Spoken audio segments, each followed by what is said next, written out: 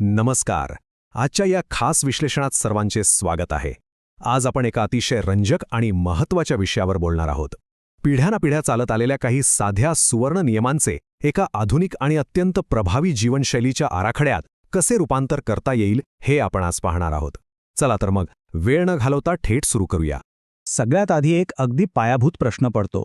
आजच्या या वेगाने बदलणाऱ्या आणि गुंतागुंतीच्या जगात जबाबदारीने जगणे म्हणजे नेमकं काय हो?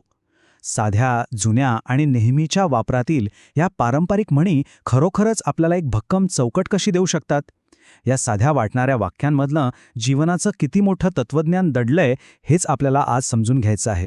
तर आपला पहिला मुख्य भाग आहे प्रेरणा आणि अंमलबजावणी, म्हणजेच प्रयत्नांची ताकद. आपण लहानपणापासून एक अत्यंत जुना नियम ऐकत आलोय. शब्दांपेक्षा कृती अधिक बोलते.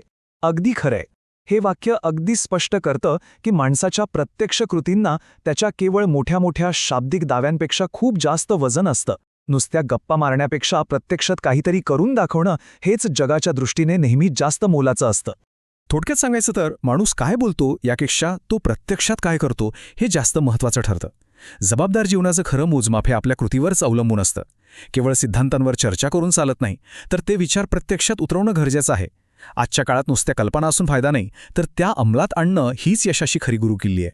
हे बघा, इच्छा तिथे मार्ग आणि सरावाने माणूस परिपूर्ण होतो. हे दोन नियम एकत्र कसे काम करतात हे पाहणं खरंच रंजक आहे. ही एक संपूर्ण प्रॅक्टिकल प्रोसेस आहे. आधी प्रबळ इच्छाशक्ती निर्माण करणं, मग मार्ग शोधणं आणि त्यानंतर सातत्याने सराव करून त्या गोष्टीवर निर्विवाद प्रभुत्व मिळवणं.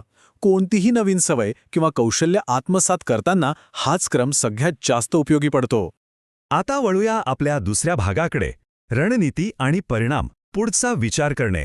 इथे दोन प्रकारच्या रणनीतींमध्ये एक उत्तम आणि अगदी अचूक समतोल पाहायला मिळतो. एकीकडे उडी मारण्यापूर्वी पहा, म्हणजे कोणताही मोठा निर्णय घेण्यापूर्वी क्षणभर थांबून विचार करणं आवश्यक असतं.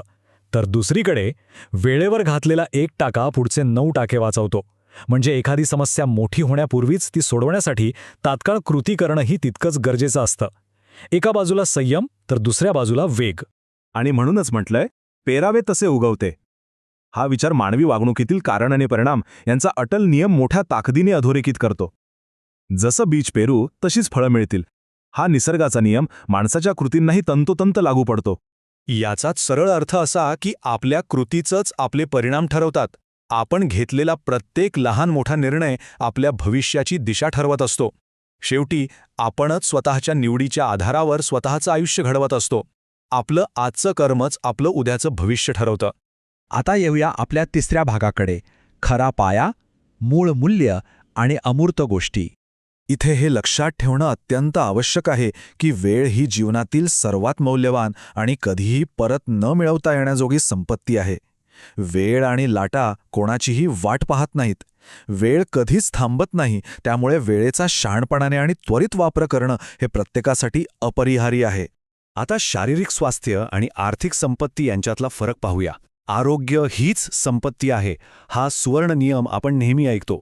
शारीरिक आणि मानसिक स्वास्थ्य हे पैशापेक्षा अंगभूतपणे जास्त मोलाचं असतं. चांगलं आरोग्यच नसेल तर जगातल्या कोणत्याही संपत्तीचा उपभोग घेता येणार नाही, बरोबर ना?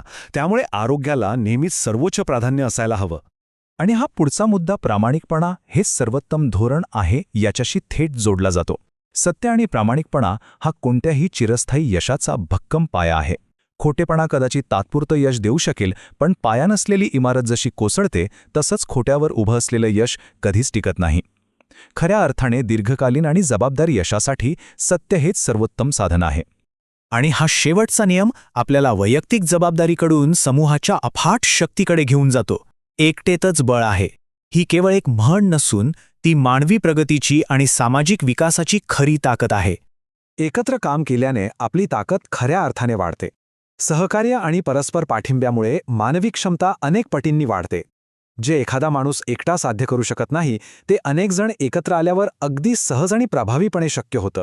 व्यावसायिक आणि वैयक्तिक आयुष्यात सांघिक कार्याचं महत्त्व यातून अगदी स्पष्ट होतं. चला तर मग आता शेवटच्या टप्प्याकडे जाऊया, जबाबदारीचा आराखडा, सर्व नियमांचे एकत्रीकरण.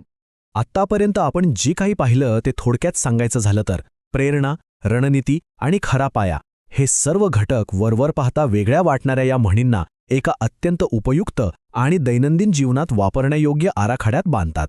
निश्चय आणि सरावाने कृती करणं, योग्य रणनीती आखणं आणि वेळ, आरोग्य व प्रामाणिकपणाला महत्त्व देणं या सूत्रांचा अवलंब करून एक अत्यंत शिस्तबद्ध, यशस्वी आणि जबाबदार जीवनशैली नक्कीच निर्माण करता येते. आता जाता जाता एक विचार करायला लावणारा प्रश्न.